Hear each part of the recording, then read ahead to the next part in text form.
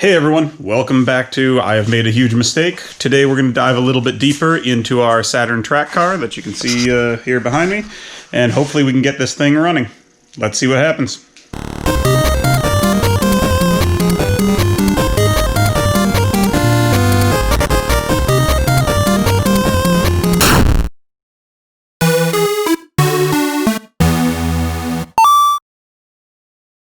It's from Amazon. Let's see what we got. Hi, Sophie. Hi, Marshall. And you get spark plugs. The oil filter. Before we can actually turn this thing over, we're going to have to make sure that there's no water left in the combustion chamber itself. And to do that, we're going to use a shop vac and maybe some rags. We'll dip them in there.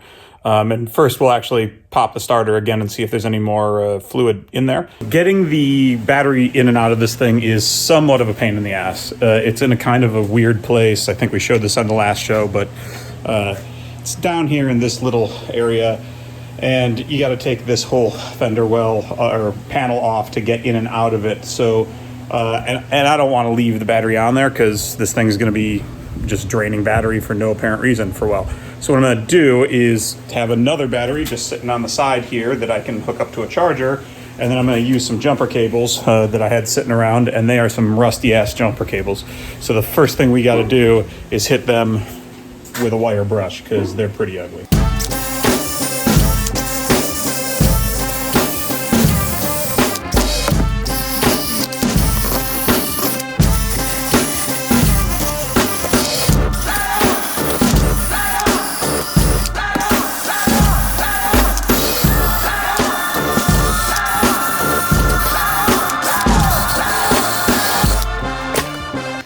So here's the wonderful contraption in action. We got it hooked up to the battery terminals. Those come back to the actual battery itself.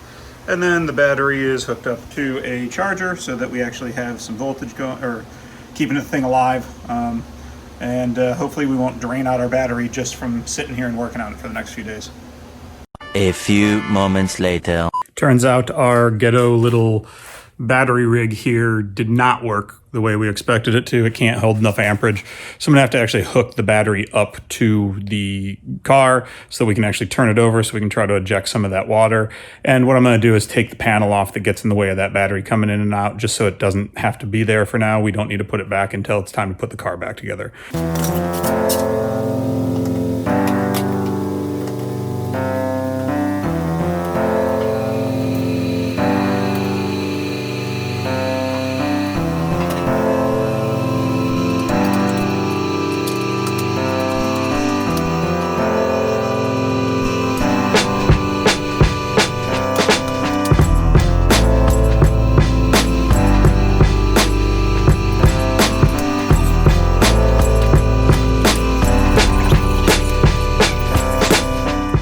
All right, looking at it a little closer, I realized that it wasn't actually the body pins. The body pins were held into the two 10 millimeters, and then there was a hidden 10 millimeter that was hiding down underneath. So now that that's all done, this should just pop right off. So we should be able to grab it, and off it comes. Boom. I know some cars are cool, but not all of them come with living sea creatures. Man, there's a lot. Look at that. It's all snail shells. Maybe there's some clams in there. I don't know. Seafood platter. Now that we got this out of the way, and our battery is pretty easy to access, our battery area, I'm going to hit it real quick with a shop vac just so that we can clean it out because it's still pretty filthy in there from when the water got way back up in there and that sort of thing.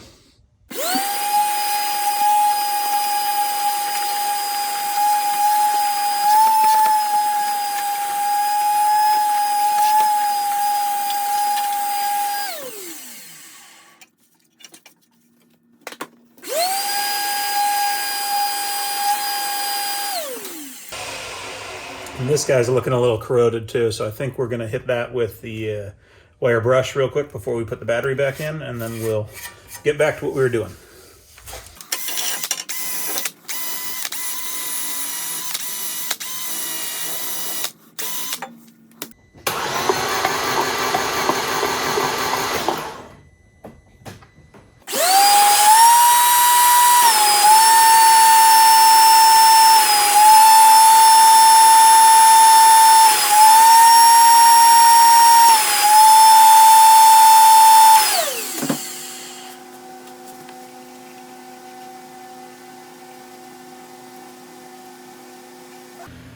So it's pretty dry. So we'll try the other cylinders, see if we're in the same shape, and if it is, time to put some plugs in, change the oil, and fire it up.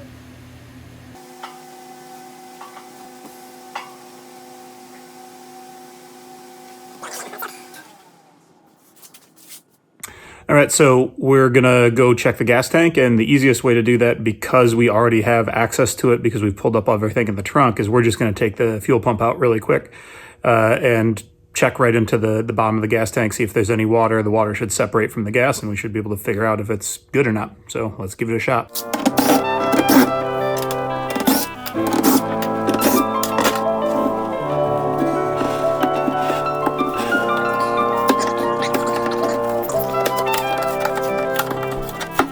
Inside here is our fuel pump.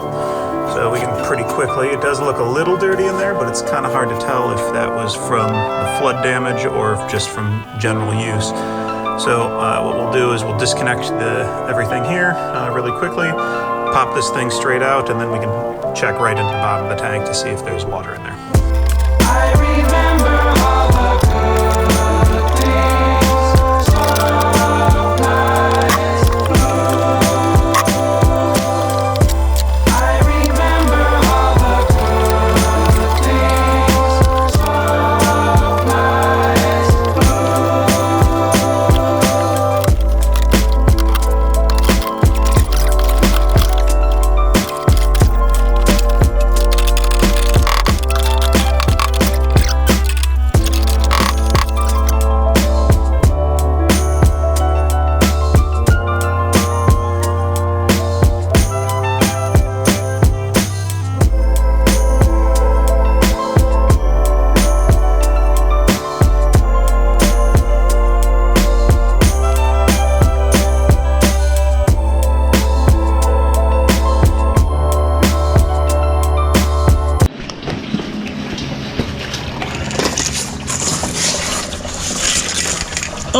Oh, it's not pure water anymore. Now it's brown.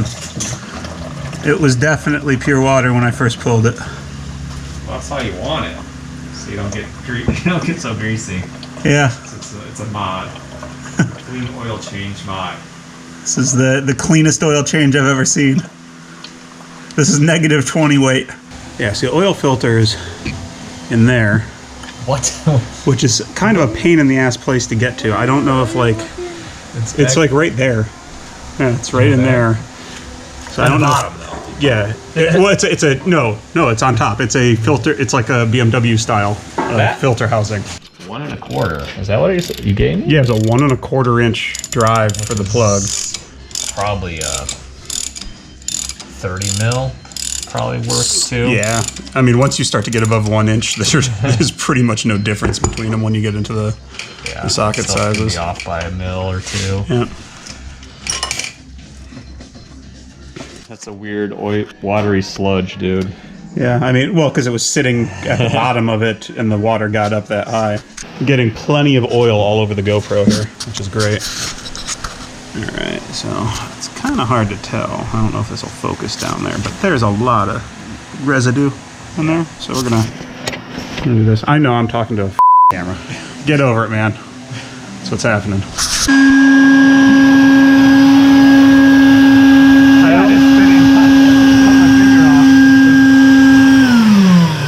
Well, the turbo spins via vacuum power. Pretty cool. Yeah, that's good news. Shop vac anti-lag. So we have now done the new spark plugs in there. We have done the new oil filter down there. We have replaced water with oil, so that was good. Hooked up all of our sensors. We're just running it. Throw the battery on? Open, yeah, throw the battery on. We're running open intake right now. We've got our turbo all pulled apart just to make sure there was no water there. And now we're gonna give it the first try. Make sure there was no water there? Well, to get all the water that was there out of there. Yeah. Somebody's a f***ing critic. Hey, what's the worst that could happen? It just explodes? Well, I guess we only got one choice. Go for it. I mean, it's definitely possible, but it's... I don't have a fire extinguisher, so if it just explodes. Just exploding's not. Let's, we can prime it a little bit first. Ow! Way less comfortable with no seat. Not sure where I want to be for this experience. Whoa! Good turn. Yeah? It almost started. Yeah, it did.